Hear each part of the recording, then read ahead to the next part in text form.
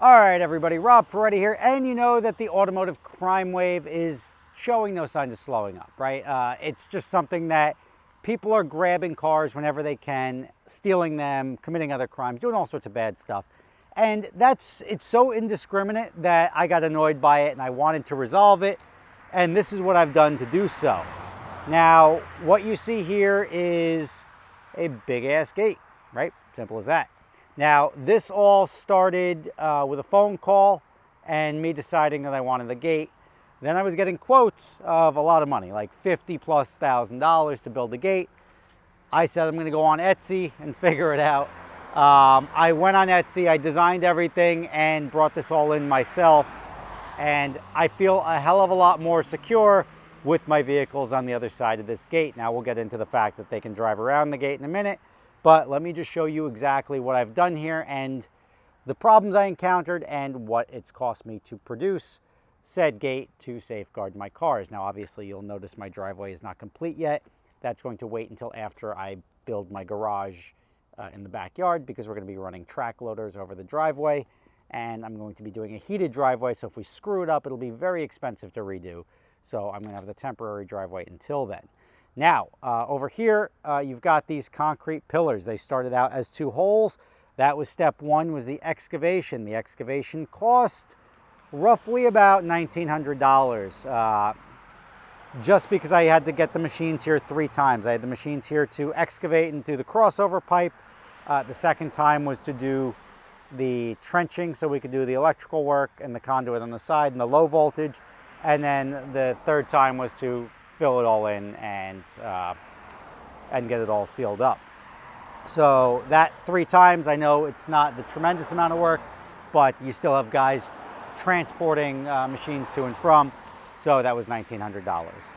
The second step were these gates. These gates cost me just under $10,000. Again, I was looking online. I wanted something girthy, and these things scream girth. I just searched for wrought iron gates on the internet. Then I went to Etsy, because Etsy, you get these artisans, these guys that know how to build stuff very well. And these are quite substantial. And they came in at just under $10,000, which is much cheaper than anywhere else for a much better quality gate. Now you can see here, I've got to have somebody come off, and I didn't factor this into the price, but these were designed to help you lower them down. Those will be cut off, filed down a little bit, and then just repainted. You can see here these columns. They started out, we did cinder block, and then we did these in beds here. Now, I learn as I go that I'm not a professional at everything. I save a hell of a lot of money, but I always get that one professional who's like, well, you didn't think that out so well. And that was the automation guy. But this, I love the look of this. To me, a gate should go in between the columns, right? A gate should be, if you got a column like that, the gate should be even on both sides, right? That's what it is. I put them right in the middle. Now, the problem is, when you go to do the automation, I gave room in the middle of the gates because we looked at the adjustment points, and I can adjust the gates that way. I can't adjust them that way. So we gave a little bit of extra room between the columns when we did the footers and everything like that. And we can bring these gates closer together when we dial them in, but that's still not enough room to allow for the swing arms, which I have up on my deck right there, to fit in here when you bring the gate to 90 degrees. So right now I have a gate that does not have automation, because let's just say like this is 90 degrees. You're not getting anything in there. I don't care how far off it is. Now, what a lot of people do is they do like the gate is completely separate and sticking out and protruding from the columns. I like this look a hell of a lot better. I think it's much classier. I think it adds to the aesthetic of it. And that was a problem I figured I'd have a solution to. And the solution may be external gate openers that sit here and they have a hinge arm like the top of a commercial door. So they'll connect here, they'll pull back, and then they'll push to the center of the gate. It's not as flush against the gate, but that'll work. I did all the rough electrical myself. and I got outlets on both sides. So if I do any sort of Christmas decorations out here, if I ever need to plug anything in, I've got them both on both sides. I'll probably have to put concrete pads just behind here to put the units for the automation. But again, the other way the guy said I could have done it is I could have put these hinges way back here and have the column, but it's a substantial column to have the gate buried there. So I'm happy with the way I did it. I'm sure we'll come up with a solution here, but it looks like the Liftmasters will go in the back here, and everything else sort of came along. So we've got about 10 grand for the gates. The masonry material and everything like that cost me roughly $4,500 for the stone, the concrete, everything like that. These toppers then cost me another $1,200. So just say $5,000 in stone, concrete, another $5,000 in labor for the guys to do all of that.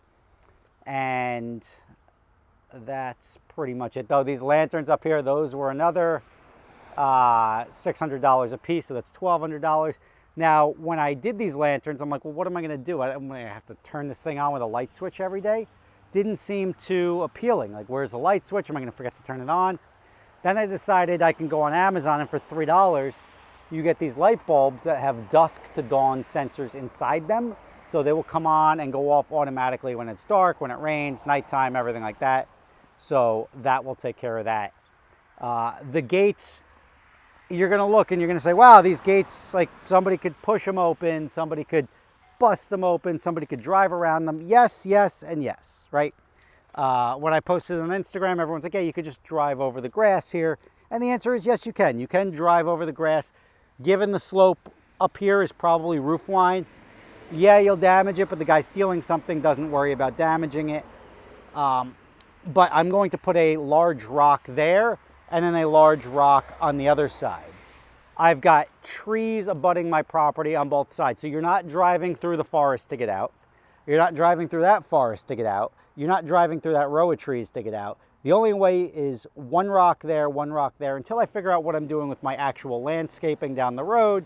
That will safeguard so that you cannot fit a car off the property without going through these gates. That being said, you have to realize, like, these gates are a deterrent because the crime wave that's been going through and terrorizing the country, frankly, is easy targets, right? Somebody who leaves the keys in the car. If they see a gate, they could go steal a Hummer and smash through the gate with a Hummer, right? That's not what's going on right now.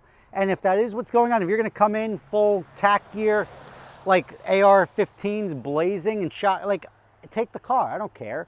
Like, I'm not getting into a gunfight over a vehicle. So the solution of these gates with the automation should be sufficient. Right now, I think if I drove down the road and I was looking to steal a car and I saw a property that was gated and everything like that, I'll just go to the next one. I make myself much less of an easy target with these here.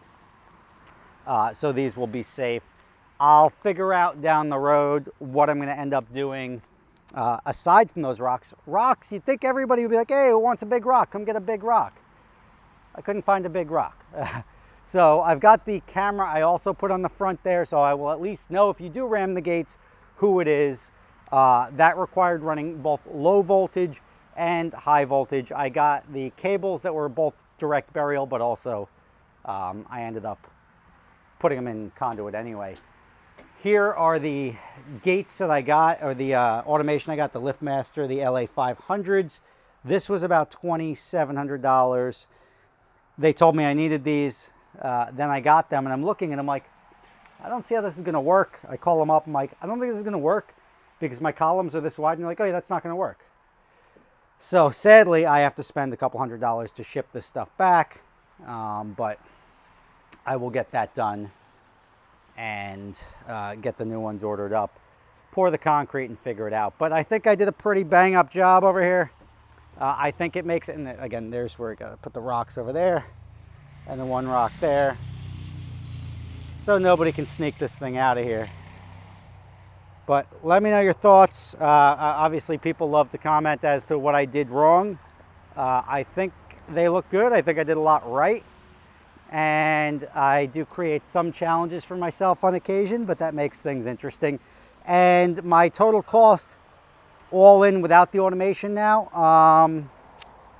let me just do the rough math. It's 12, 5, 10, about 25 grand. So we'll be out the door at 25, 27, all said and done.